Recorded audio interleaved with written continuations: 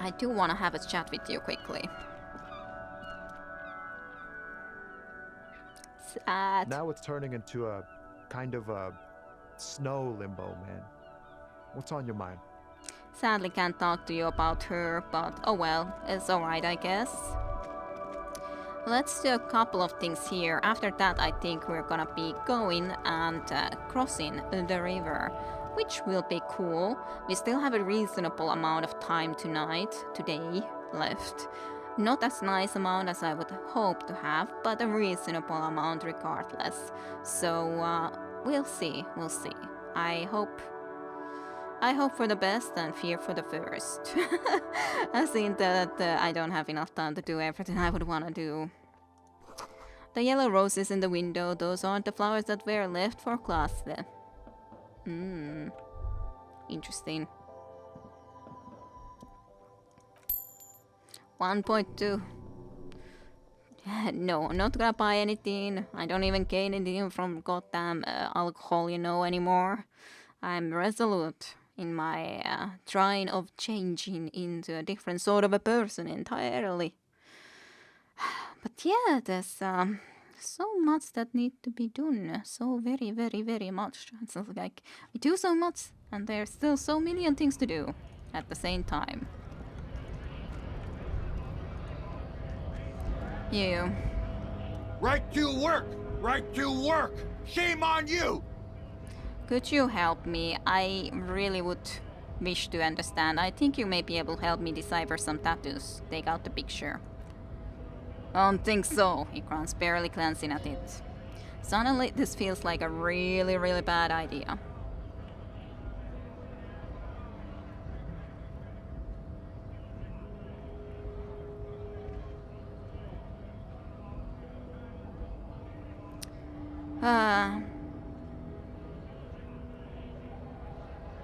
How should I address him? I don't know. Not the victim's body. It was your colonel. Give him the photo. Wordless, he takes the photo and looks at it. Grey eyes dart back and forth on the glossy surface. His face is unmoving. You see dead flesh in colorful rivers of polychrome melt in skin and hair. After a while, he cranes his head side to side and sighs. Fucking loincloths really did him in. Can you tell him, loincloths? Can you tell me what the tattoos mean? What it means. He points to one tiny star in the web of lines away from the man's heart, almost on his stomach. I can tell you what this one means. Only one. He squints at it. It's so small. You wanna hear what happened here? Yes. Our colonel is deep in the bush here. Deep in the fucking bush in Penatial for the one monsoon season. He's on a reconnaissance mission. He spent a month behind enemy lines scouting kept villages. Nothing but fucking bugs and snakes for fun. Men are getting restless. There's talk of switching employers. He licks his lips as if drunk suddenly. With some strange emotion, this is about to get really graphic. Last moment to back off. No. Don't interrupt him, tear it. Oh boy, he's only a captain then, but he knows how these men think. If they don't see action soon, his voice gets strangely quiet, a long, long way from right to work. His gaze pierces the paper. At dawn, he comes upon two Kipts breeding in the bushes by the river. Or maybe they weren't breeding, maybe they were just making eyes at each other. I like to think they were breeding. We shot the boy. He was useless, but the girl, she was nice, a little fat, but not too old. Say nothing. She was quite the entertainment for the week she lasted, expired in the hands of Sergeant Mason, a kind of guy who'd make shift there. He nods towards the man on the gate, shit his pants and crying like a bitch. God, he suddenly burst out laughing. Mason couldn't let go, got the tits of her cold body and fucking ate them. Said primitive spirits were watching over him now. That's interesting stuff. Indeed, very graphic. Suddenly the laughter stopped. Drowned in the creek a week later. Spirits my ass. Something stirs in your stomach. The story must have stirred up some conflicting emotions. The man looks tired for a second. There's a word on the tip of your tongue. Colorless, odorless, it's... evil?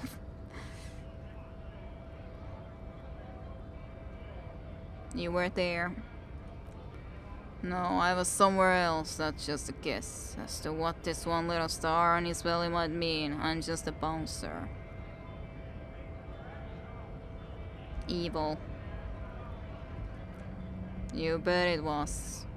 So what is evil? It's just nature. This guy, he points at the picture, he used to say evil is where nature and spirits meet in the wrong place. So you're not really a scap leader, are you? Fucking mask is getting sweaty. I want to take my mask off, but he shrugs. He's under orders, and orders are orders. I don't know if I'm gonna get any better answers anywhere else, to be honest, but can I have it back? I would still like to see if I can figure out something more from it. But on the other hand, did we solve it?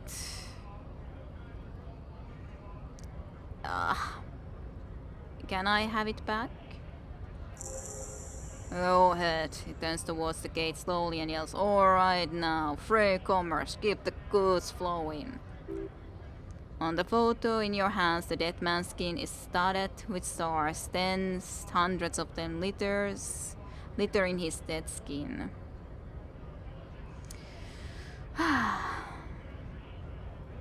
Thank you. Bye. I appreciate the information though. I appreciate it. I don't think there's point for me to go there, right now at least. Let's just go, okay? Is there someone else I should talk to? In here on this side of the aisle? Well, I'm sure there's a lot of people I should talk at least at some point or another, but right now or not. I should also, let's check if the boyo would be here, actually. And also, there's a lot of these sort of things. There is something down there. Is there? The musty smell of potato cellar in spring emanates from the air vent. Interesting. That's interesting stuff that there's such a thing. You hear the distant squall of seabirds.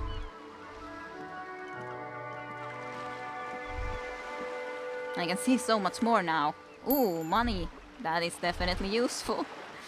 I can almost afford the cost now. Almost. A splatter of bullet holes lines the wall.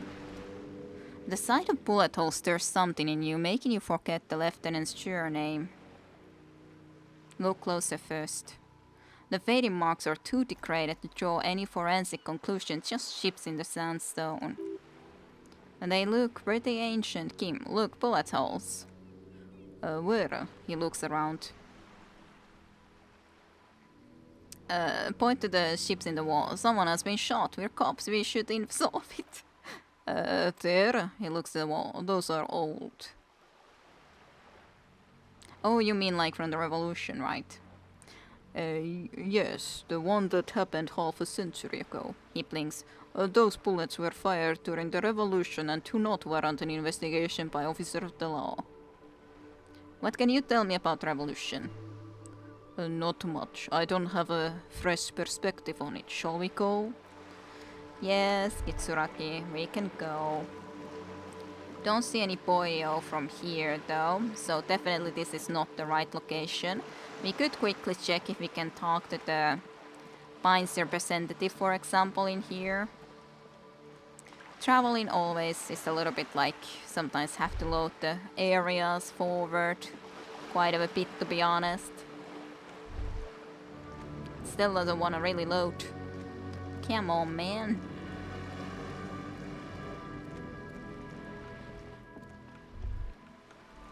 So what check was this exactly then? Yeah, conceptualization, but that's pretty much impossible. Absolutely impossible. Did I check here? It was locked. But actually, I do have a crowbar, so could I just, like, equip that? Or pry bar, that is. Ooh. Ooh, Succession and Half-Light minus. Cool looking jacket, though. But it is unfortunately something that just has the minus and a plus, so it's in that sense not nearly that good.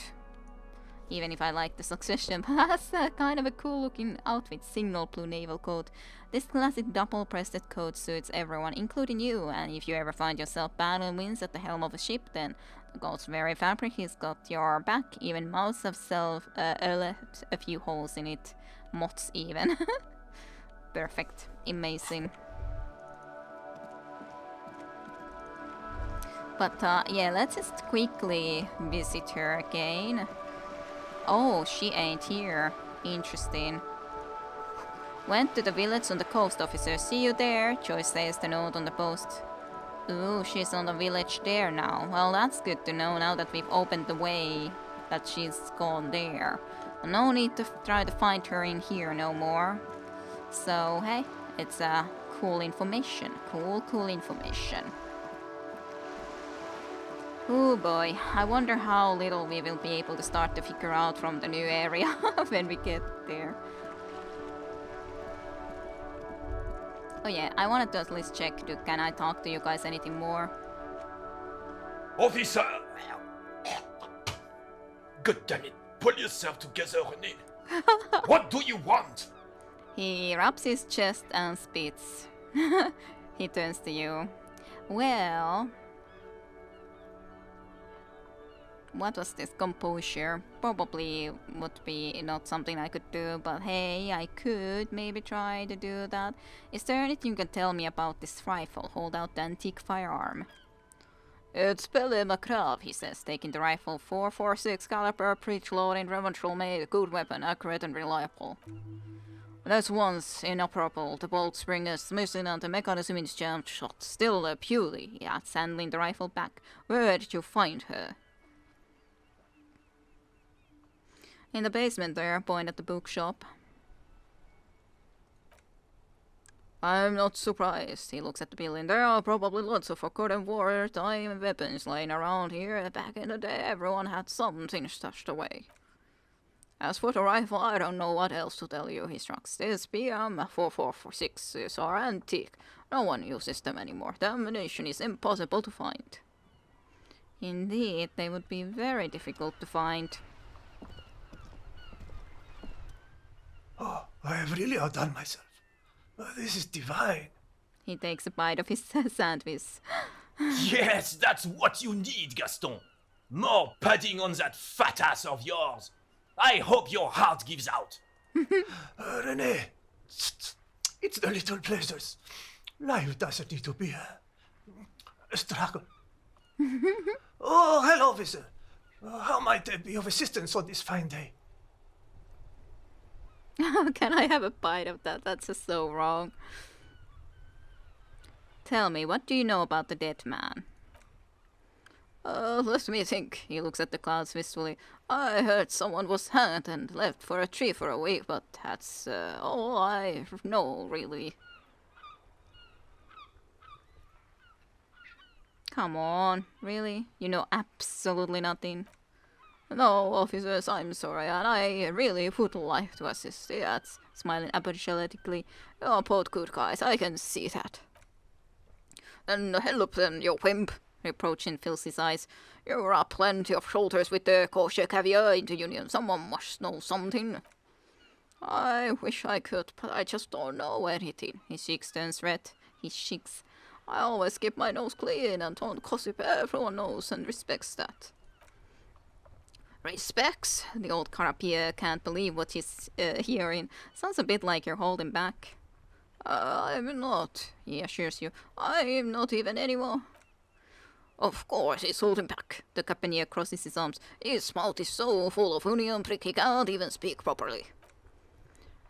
Can I at least finish my fucking sentence before you piss on it? Is that okay, René? His eyes are furious. I'm not anyone important in the Union. I just know effort. How do you know effort? One in Martin's knows the Clare brothers. He says solemnly, I taught these boys human studies and history in the gymnasium. What do you know about history? The campaigner snaps at Gaston. You never witnessed history, only heard about it years later when it had already moved on. You don't know history. The old soldier mumbles something under his breath and turns to face the sea. There is a sprout rigid and alone, like a crackling marble statue. Let's try not to get caught in the lieutenant lowers his voice. Crossfire. Lest we leave riddled with bullet holes, this animosity is ancient. Are you union members? Union member? Oh, he shakes turns right again. In many ways, yes, like an honorary member. I attend meetings and parties, help with little things. Everett, Edgar, Auntie, older debatteers all know me. So in many ways? Oh yes, so you're not an actual member.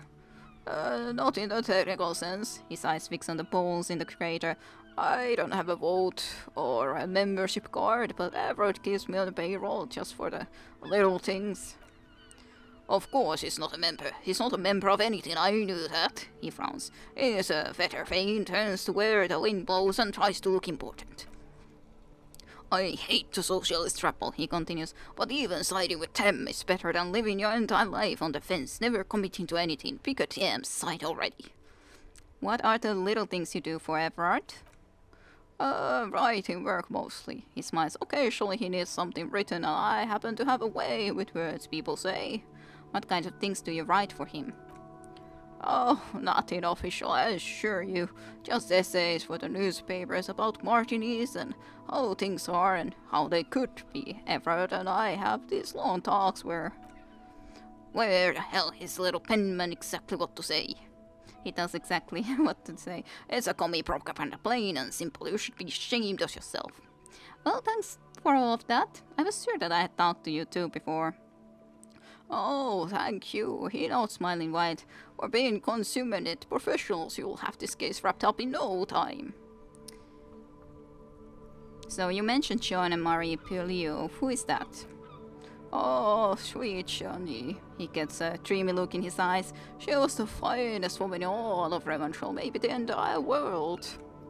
Do not defile her memory, Gaston. There's an almost imperceivable small tremble in his voice. Let her rest in peace. His tone lacks its usual intensity, like he doesn't feel he has the right to speak on the matter. So you both know her. I knew her all right. His friendly face lights up.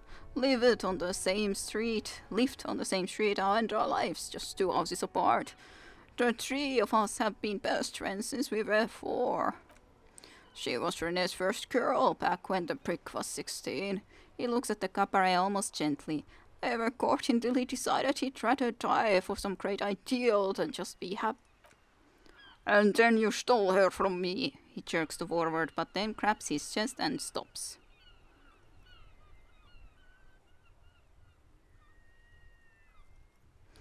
Easy fellows, no need for this to get ugly. Oh, officer, Gaston is unfazed by the outburst. It already got ugly nearly 80 years ago when the 3 of us were just learning to walk and talk. You stole her from me, René is trying to steady his breathing and still clutching his chest. Well, technically you stole her from me, because we'd been pretty close ever since you 2 had that failing over the ink you spilled over her pretty yellow dress. We were just boys then. This was different, you. The tall veteran looks at you and nods.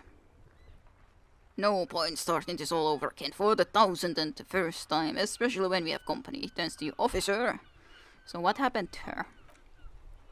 She died of pneumonia 2 winters ago. It was a quiet passage, peaceful. He smiles faintly. René and I were both by her bedside when she... He pauses, searching for the right word. Died. He sharply fills the silence and adds, no use sugarcoating it. Won't bring her back, will it now? Departed. His partner finishes his sentence, then chuckles. Until the very end, she couldn't decide between us. The most indecisive woman I've ever met. Why do you think she was indecisive? She could never make up her mind about anything, what to have for breakfast, favorite color, or which one of us to marry. The look in his eyes is happy and distant. She was always leaving one of us for the other, but never long enough to actually get married. That is odd. That's a bit odd. Heck, he says with a chuckle. Technically, we're both still engaged to her. You always confused her, couldn't let us be happy, he says with heavy resentment. Seduced her with your fancy verse and pastries. He suddenly remembers you are still there, falls silent and turns away. Well, thanks for sharing. Of course, officer, he says with a smile. Memories are all we have left. So, looks delicious. Can I have a bite of that? Of the sandwich? I'm sorry, officer, but I really don't share food, he says, and quickly adds, nothing personal, it's just a principle. The only one you have. The sandwich looks like a culinary wonder, well made and abundant in components the author sure knew their craft.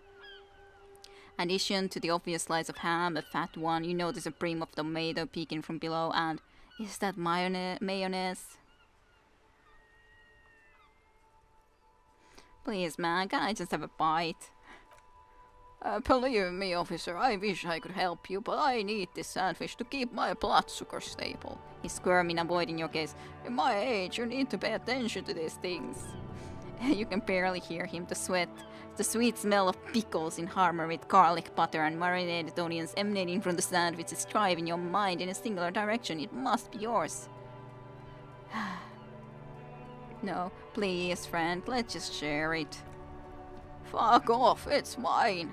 He jerks away, immediately startled by his own reaction. Sorry, officer, I'm sorry, I didn't mean it in a bad way, he continues cautiously. The sandwich is mine, I'm not gonna share it. When the dissidents come to rape our country, he hides, but tries to get a bite of his dear sandwich and he gets close. You're a special kind of worm in Gaston. Replace the ball at least, but I did also throw it away, so yeah. I'll just let him have his sandwich. I don't think I have the skills to have a sandwich of my own, sadly. The sad reality. No sandwiches for me. Ay. I think I at least could go and, well, I could go and sell some stuff, but the people in here who were here are not there anymore. Let's cross this. At least start our journey. Oh, we are like on top. The radio relay hums with electricity. That's probably just checked from below. Yeah. Completely new area to check. Ooh, this looks interesting too. What's these?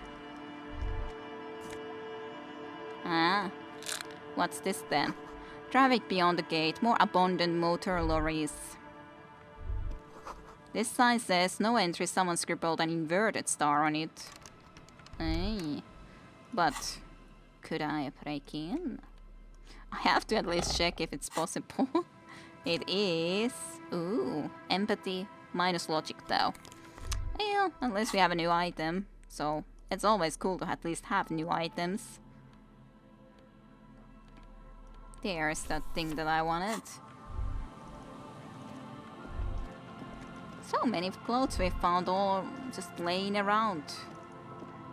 But yeah, I was so interested to come and at least check this area, so at least investigate. Ah, there's coins. How did I miss those? Ow. Well, each real counts. Every single little bit of a real counts for something. A breaker box to power the radio pylon above you. Maybe there's something inside. Well, at least some coins. That looks like it could be possibly my motor carriage.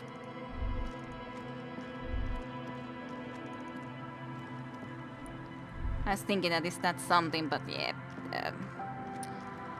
Broken places all over the place. Someone has broken down the fence and the barbed wire. Wonder why. the old swing. The swing is missing. No one's been here for a long time. Oh. The wind is corralled by the 4-story building around this yard. And then Inland Empire. Rust peels off the bent iron post of the swing. The wind whistles through the skeleton of the small house behind you. There's desolation everywhere. Yet someone used to live here, laugh here, thought it was a good idea to build a swing here. Yeah, good idea to build a swing here. What happened here? In this yard, the lieutenant looks at the small building. A flock of grey swallows takes off in the distance. He's assessing the situation. How long ago was it abandoned?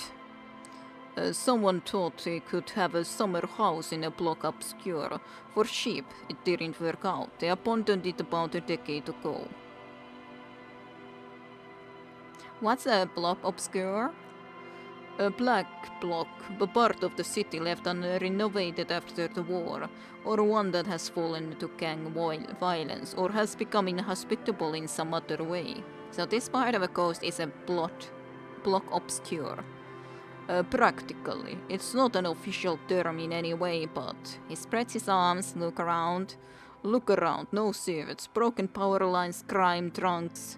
Life is tough in the block, if no place to build a summer home. Not a place to build a summer home, yeah. Maybe they left something useful behind. Yes, for you to scavenge, like a post-apocalyptic scavenger who collects trash and errant magnesium blisters. He gives you a weary smile. It's not meant as snacking, just an observation. True. We should move. I don't think our suspects is in the particular yard. No place to hide, and besides, it's too close to Martinis. I know, it is too close. I don't need every freaking cent, so... Money. Money is important after all. Glory says the graffiti, the ghost of us.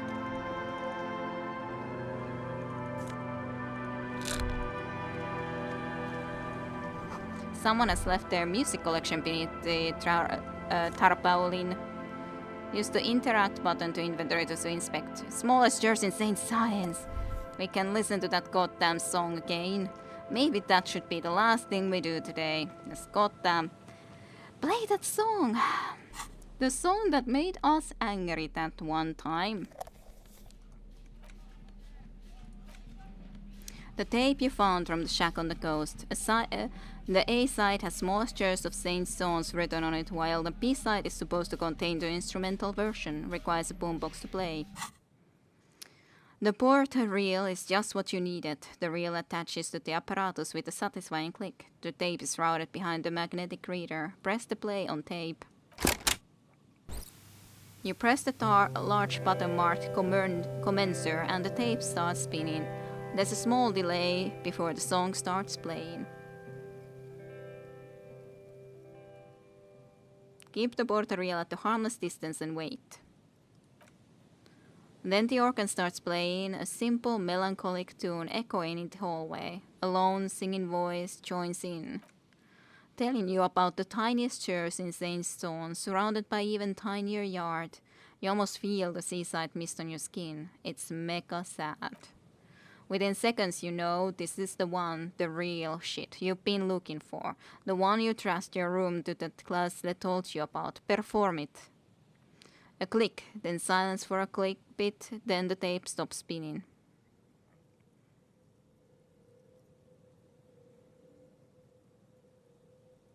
Could I sing this for karaoke? I think I could sing this. Of course you could sing this. You could take sad to a full new level with this, and you already know the lyrics since you've listened to it like a million times. And the B-side of the tape contains the instrumental version. It's like the world itself is telling you to do it. Only one obstacle stands in your way, and that is... Carter. You have to convince Carter to let you sing karaoke and whirling. After you've won him over, you can express yourself. Let the pain out, make everyone understand. The lieutenant looks at you as you remove the tape from the boombox. He doesn't say anything. Sometimes you gotta have some time for yourself to listen to some music, you know, Kim? Sometimes you just gotta have that time. But alright, we started a little bit of the exploration. We have especially a lot on the north side. So many other things to do, like find the fake passport of the girl orange disco dancer and all that.